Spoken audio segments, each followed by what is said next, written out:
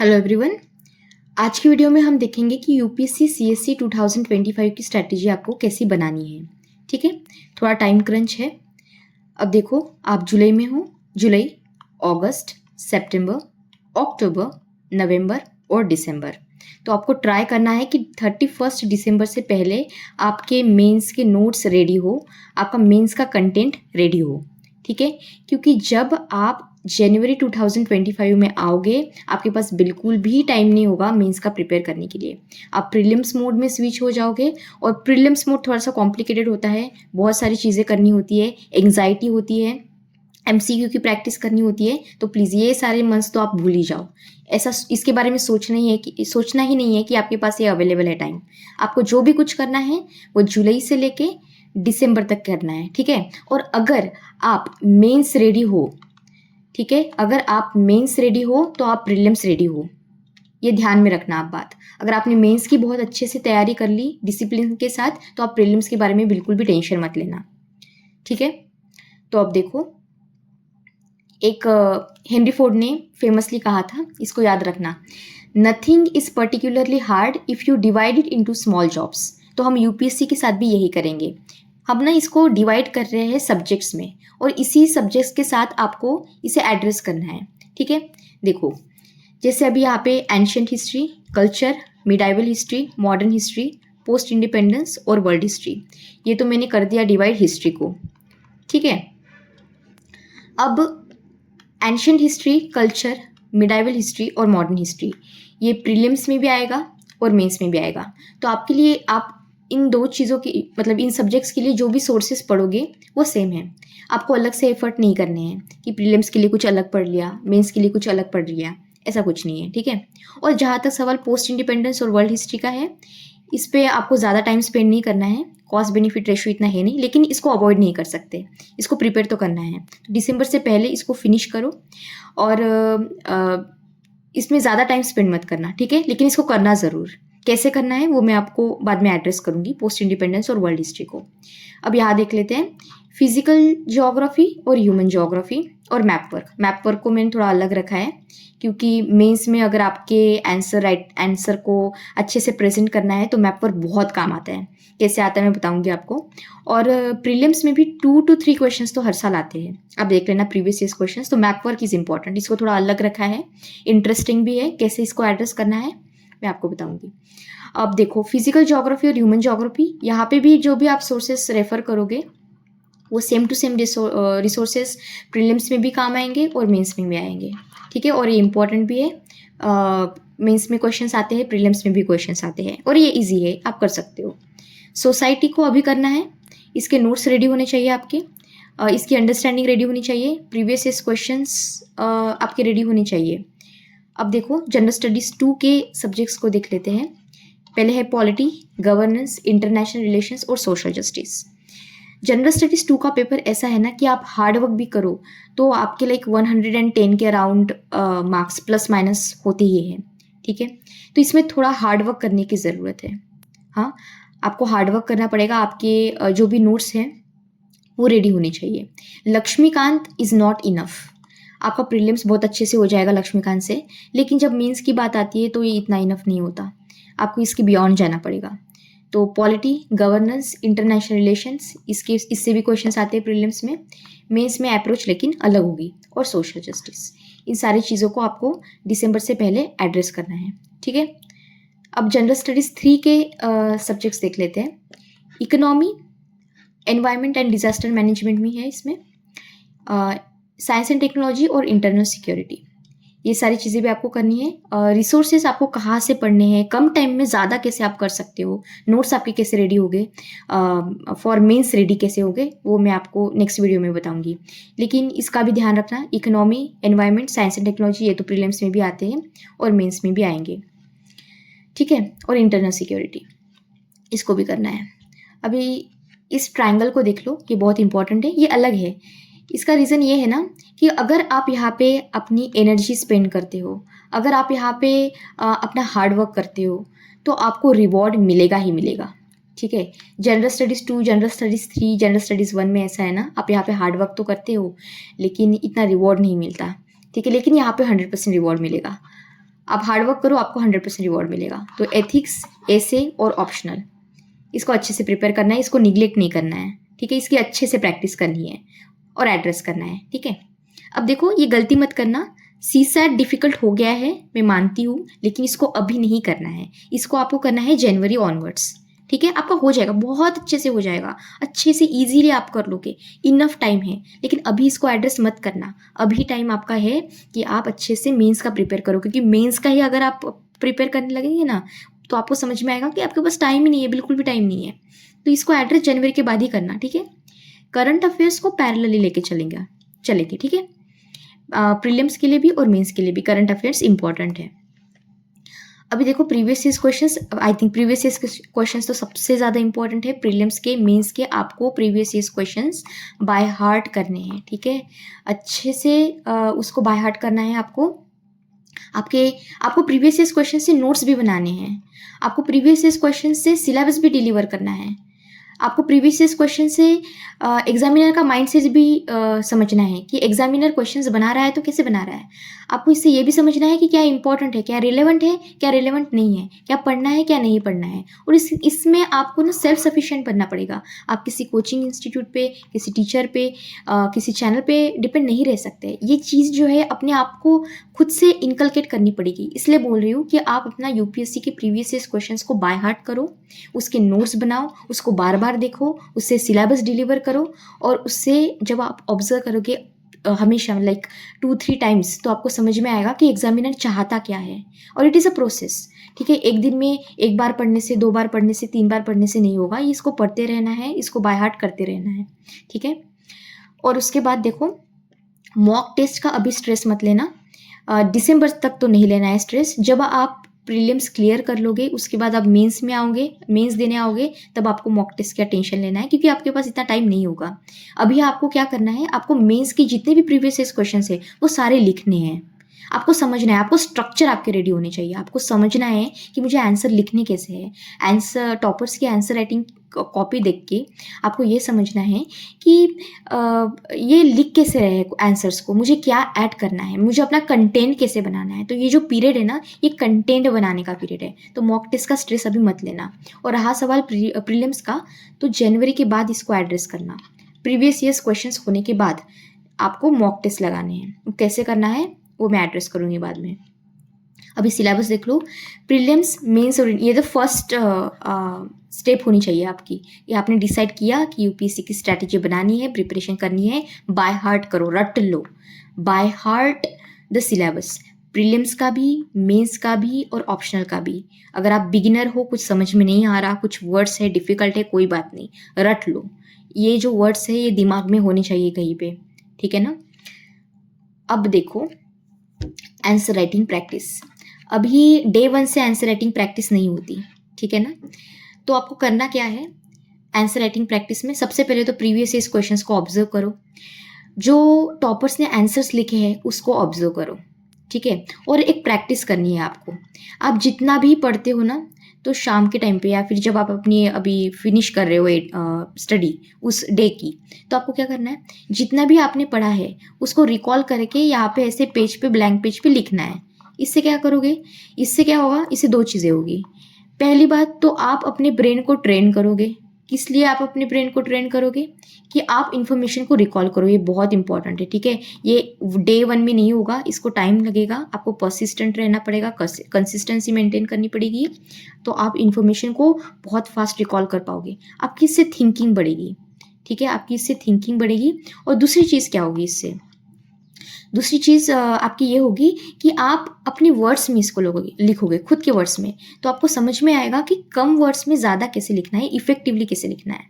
तो ये तो आपको सिर्फ स्टार्टिंग में करना है, अगर आप बहुत ज़्यादा स्ट्रेस ले रहे हो आंसर राइटिंग का। तो फर्स्ट 2 स्टेप्स को बिल्कुल मत भूलना आंसर राइटिंग में, और ये 3rd स्टेप, ठीक है। इसके अलावा आपको पता है कि सारे बच्चे एक जैसे ही रिसोर्सेस पढ़ रहे हैं, लेकिन डिफरेंस कहाँ पे आता है, तो डिफरेंस आता है अंडरस्टैंडिंग में, मेमोराइजेशन में, रिवीजन में, नोट्स मेकिंग में, कंसोलिडेशन में, कंसिस्टेंसी में और स्मार्ट वर्क में, ठीक है। ये सारी चीज़ों से ही डिफरेंस आता है। इसी चीज़ों से समझ में आता है कि आप यूपीएससी को क्लियर करोगे कि नहीं करोगे। तो इन चीज़ों पे प्लीज़ ध्यान देना। उसके अलावा exercise, yoga, meditation, proper diet और स्लीप, इन चीज़ों का भी ध्यान रखना है। 6 घंटे की कम से कम प्लीज़ स्लीप ज़रूरी है। प्रॉपर डाइट ले लो, बिल्कुल भी जंक फूड नहीं खाना है। मेडिटेशन कम से कम 10 मिनट्स तो करना ही है। एक्सरसाइज और योगा भी करना है रोज़, ठीक है। और इससे क्या होगा, इससे आप एनर्जेटिक फील करोगे अगर आप, और मेडिटेशन करोगे तो आप लेस स्ट्रेस लोगे, डाउट कम करोगे, आपकी मन की शक्ति बढ़ेगी, आप फिजिकली फिट होगे, इससे आपकी इंटेंसिटी बढ़ेगी पढ़ने की, आप कम टाइम में ज़्यादा कवर करोगे। ये कंपटीशन है, ये ध्यान में रखो। आप थोड़ा सा टाइम स्पेंड कर दोगे तो आपका ही फ़ायदा है, ठीक है ना। अभी डेली रूटीन देख लो, थोड़ा सा इसको अपने हिसाब से मैनिपुलेट कर लेना, कैसे करना है, क्या करना है। तो पहले देखो ऑप्शनल, इसको आपको मोस्ट प्रोडक्टिव टाइम में करना है। 3 से 4 घंटे आपको इसको देने हैं। देख लो आप कब सबसे ज़्यादा एक्टिव होते हो, सबसे ज़्यादा प्रोडक्टिव होते हो, क्योंकि ऑप्शनल रिवॉर्डिंग सब्जेक्ट है, हमने पहले ही देखा है इसको। फिर जनरल स्टडीज़ को भी 3 से 4 घंटा देना है। उसके बाद करंट अफेयर्स को 1 से 1.5 घंटा तो देना ही है, प्लस माइनस आप अपने हिसाब से कर लेना। यहाँ पे भी आप प्लस माइनस अपने हिसाब से कर लेना, ठीक है। आंसर राइटिंग का मैंने अभी एड्रेस किया आपको स्टार्टिंग में कैसे करना है। कुछ समय बाद आप कुछ सब्जेक्ट्स प्रिपेयर कर लोगे, तो उसके अकॉर्डिंग फिर आप उसके आंसर राइटिंग कर लोगे। लाइक अगर आपने एंशियंट हिस्ट्री और कल्चर को एक मंथ लाइक कुछ दिनों में फिनिश कर दिया, 20-25 डेज लेट से, तो उसके बाद आप उसके आंसर राइटिंग कर लोगे ना। तब तक क्या करोगे, तब तक आप ऑब्जर्व करो आंसर्स को, टॉपर्स के प्रीवियस क्वेश्चंस को रट लो, ठीक है।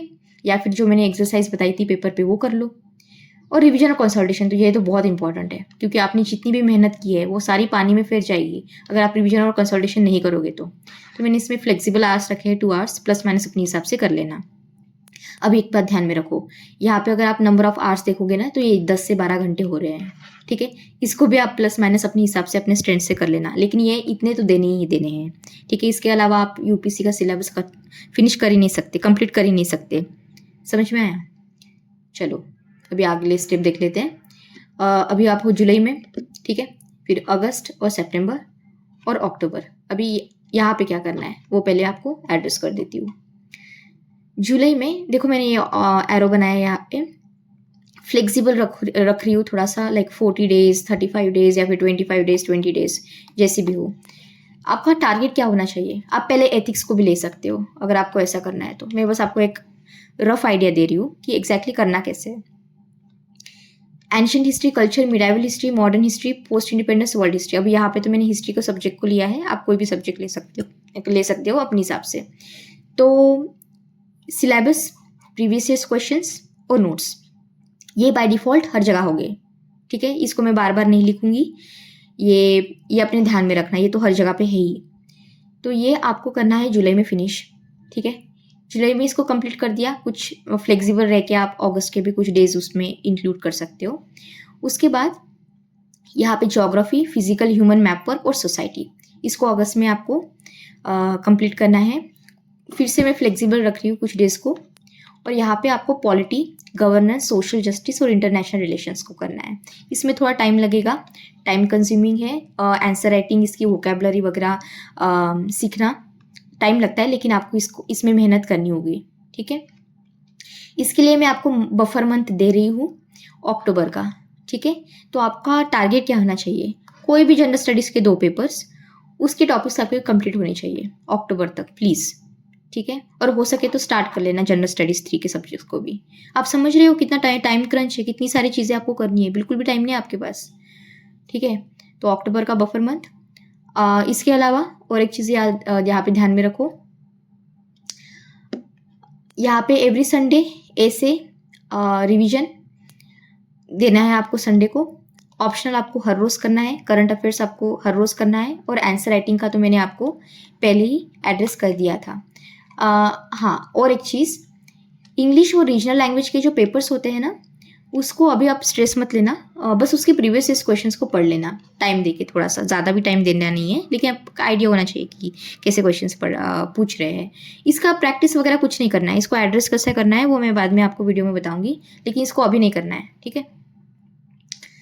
अभी नवंबर में आप आओगे, नवंबर 2024 और दिसंबर 2024, यहाँ पे आपको जनरल स्टडीज़ 3 के पेपर्स करने हैं।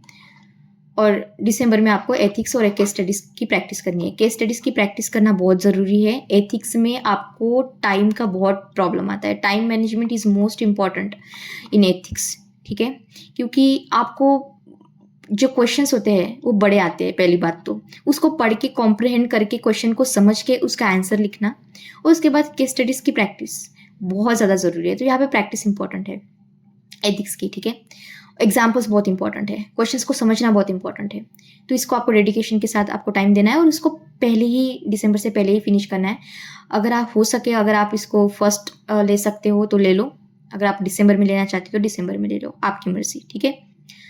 मैंने यहाँ पे भी थोड़ा सा आपको फ्लेक्सिबिलिटी प्रोवाइड की है। यहाँ पे बफर मंथ के लिए जनवरी 2025 में आप 15 जनवरी तक स्ट्रेच कर सकते हो। उसके बाद प्लीज़ प्लीज़ प्लीज़ मत करना, आप प्रीलिम्स में स्विच हो जाना। 15 के बाद आपको कुछ नहीं करना है। अगर आप यहाँ पे फेल हो जाते हो पूरे, मतलब कुछ टॉपिक्स अगर आपके नहीं हो पाते हैं तो आपको यहाँ पे हाथ लगाना है। लेकिन ट्राई करो कि 31 दिसंबर से पहले आप मेंस रेडी हो, आपके नोट्स रेडी है, ठीक है? अदरवाइज आप प्रीलिम्स क्लियर कर लोगे, कोई फ़ायदा नहीं होगा अगर आप मेंस रेडी ही नहीं हो तो। समझ में आया? तो आपको प्लानिंग करनी है और इम्प्लीमेंटेशन करना है और खुद पे भरोसा रखना है कि मैं ये करूँगी या करूँगा। समझ में आया? तो ये buffer month try not to use it, फिर से बता रही हूँ, please try not to use it, but ठीक है, रखो इसको पास अपने पास। अब देखो इसको मॉडिफाई करना है आपको, जो भी मैंने आपको अभी बताया है, क्योंकि कुछ आप में से होगी जो स्लो लर्नर हो सकते हैं, कुछ फास्ट लर्नर हो सकते हैं, कुछ स्टूडेंट्स हो सकते हैं जो फुल टाइम इसकी प्रिपेयर कर रहे हैं, कुछ बच्चे ऐसे हो सकते हैं जो लाइक स्टडी भी कर रहे हैं, जॉब भी कर रहे हैं। तो आप डिसाइड करो, ठीक है? अच्छा, मुझे ये जो स्टेप है ना, ये आपके साथ डिस्कस करना था। इस स्टेप को आप फॉलो कर सकते हो कि जिससे आपको कन्फ्यूजन ना हो हर सब्जेक्ट के लिए, ठीक है? पहले तो आप सब्जेक्ट सिलेक्ट कर लो।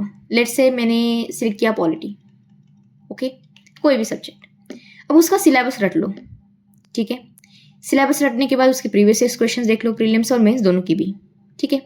उसके बाद उसके लेक्चर्स देख लो, वीडियो देख लो, चैट जीपीटी का यूज़ कर लो, कुछ भी कर लो। ये इंपॉर्टेंट स्टेप है। किसी भी सब्जेक्ट को आप वीडियो या फिर लेक्चर्स क्यों देखते हो? क्योंकि आपकी एक अंडरस्टैंडिंग बिल्ड हो जाए। अंडरस्टैंडिंग बिल्ड करने के लिए आपको बुक्स पढ़ने पड़ते हैं, जिसका आपके पास टाइम है नहीं।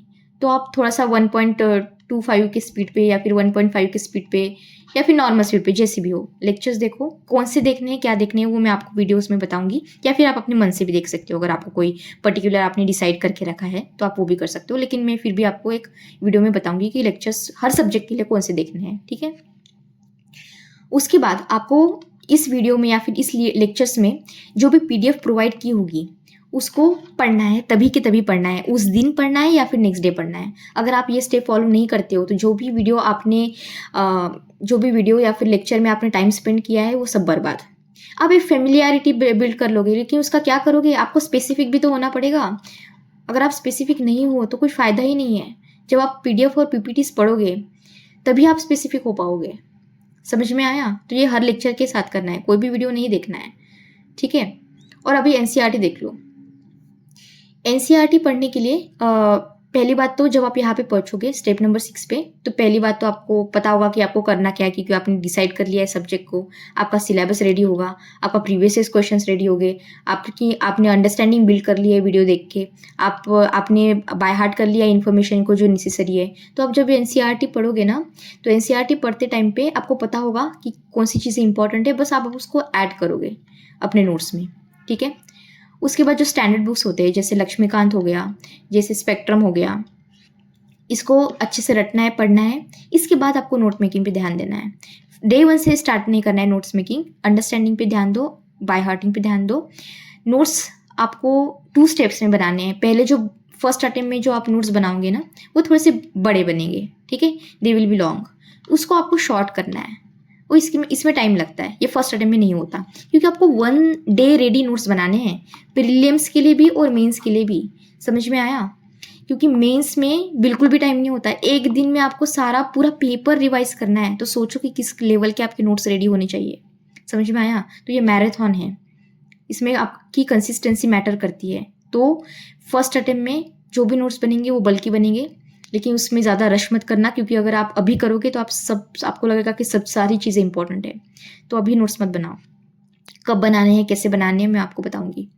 अब देखो मल्टीपल रिविजन्स कर लो, multiple revisions is very important, तभी आपका कंसोलिडेशन होगा, ठीक है, तभी आप स्पेसिफिक हो पाओगे। फेमिलियरिटी से स्पेसिफिक होने के लिए आपको मल्टीपल रिविजन्स की ज़रूरत है। समझ में आया? ये सारी चीज़ें, ये सारी स्टेप्स क्लियर करने के बाद फिर आपको फिर से सॉल्व करने हैं प्रीवियस ईयर्स क्वेश्चंस, जिससे कि आपका मेंस माइंडसेट यूपीएससी के अकॉर्डिंग सेट हो जाए, ठीक है। चलो अभी मैं आपको एक रफ आइडिया दे देती हूँ कि आपका प्रीलिम्स कैसा होगा। जनवरी ऑनवर्ड्स आप क्या होगा यूपीएससी सीएससी प्रीलिम्स 2025 में। पहले तो आपको polity, economy, geography, environment, science and technology, ancient history and culture, medieval history, modern history, ठीक है, international relations, current affairs, CSAT और previous year questions and mock test, ये 12 सब्जेक्ट्स करने हैं, ठीक है। ये सब्जेक्ट समझ में आ गया? देखो अभी यूपीएससी का 25 को आपका प्रीलिम्स है, 12 सब्जेक्ट्स आपको करने हैं, जैसे मैंने अभी आपको ऊपर बताया। तो ये देखो, जब अभी रिवर्स देख लेते हैं कि कैसी कैसी चीज़ें होगी। मेंस में आपको सिर्फ एक 1 डे रिवीजन नोट्स जो आप बनाओगे ना, वही हो गया आपके पास, ठीक है।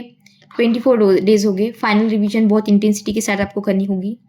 अप्रैल में जब आओगे आपके पास सिर्फ 30 डेज हो गए। इसमें आपको 2 to 3 टाइम्स आपको रिवाइज करना होगा सारी चीज़ों को, और सिर्फ प्रीवियस ईयर्स क्वेश्चन जो होते हैं प्रीलिम्स के, उसको ही सॉल्व करना होगा। तो आपके पास जो ये 3 मंथ्स है ना, यही है प्रीलिम्स का प्रिपेयर करने के लिए। लेकिन आप स्ट्रेस मत लो, क्योंकि अगर आपने अच्छे से डिसिप्लिन के साथ आपकी मेंस की प्रिपरेशन की है तो आपको इसकी स्ट्रेस लेने की ज़रूरत ही नहीं है। आपका प्रीलिम्स रेडी हो जाएगा, ट्रस्ट मी, ठीक है। यहाँ पे आप अपने प्रीवियस क्वेश्चंस को मॉक टेस्ट लगाओगे और यहाँ पे आप उसकी प्रैक्टिस करोगे, ठीक है। डुप्लीकेशन ऑफ एफर्ट्स नहीं करना है। लास्ट में आपको यही बताऊंगी कि good Fortune is what happens when opportunity meets with planning. So planning is very important. आप कहाँ जा रहे हो, हर रोज़ आप क्या कर रहे हो, बहुत इंपॉर्टेंट है। तो आपका ये विजन होना चाहिए कि आप पूरे साल में क्या करोगे।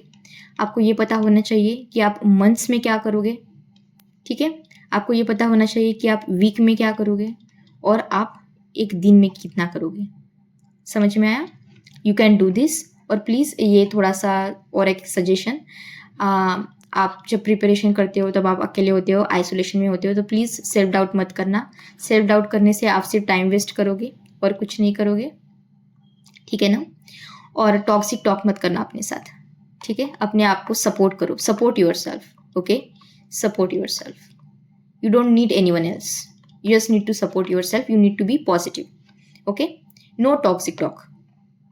तो ये है एंड इज दिस वीडियो का। अगर आपको ये पीडीएफ चाहिए तो मैंने टेलीग्राम चैनल पे इसको अपलोड कर दिया है, तो आप वहाँ से जाके चैनल को ज्वाइन करके वहाँ से डाउनलोड कर सकते हो, ठीक है। डिस्क्रिप्शन में देके रखा है मैंने पीडीएफ का लिंक और टेलीग्राम का लिंक। तो चलो ख्याल रखो अपना and best of luck. Bye.